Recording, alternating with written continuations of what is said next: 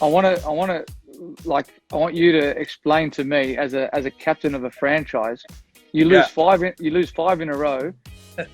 How do you motivate the guys to come back from five in a row, and then you turn around and win seven out of the next nine, and then you win the whole thing? that was pretty tough. I remember we were going through really tough times. We were facing a lot of pressure from the spectators. You know how people in India, especially in Mumbai, they're quite passionate about cricket over here.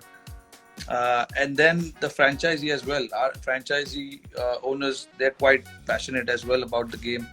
So there was a lot of pressure. I still remember we were in Dubai for the first 5 games, and then we had head back to India.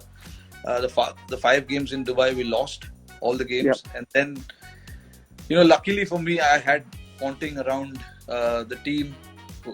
I'm sure no better person than you to explain that to understand that, because you know what impactful person he is when he's around the group.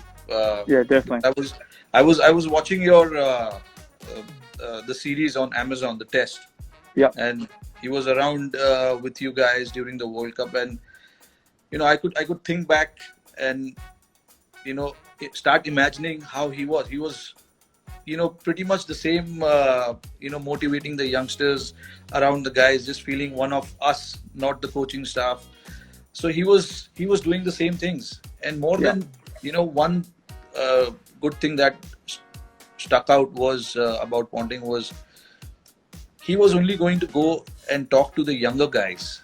He was not worried so much about the senior players in the squad. He was trying to make sure that all the youngsters in the squad are very well, staying in that mental zone and not worrying about anything else. They Yep. were keep. His idea was to make sure that the youngsters don't drift away so much. Yep. I'm sure the senior guys will take care of itself, but it's the younger guys who I need to look after, and that's what he exactly did. And from once we returned to Mumbai, things changed. I remember he gave us that pep talk in Mumbai once we came to Mumbai, and everything changed around that.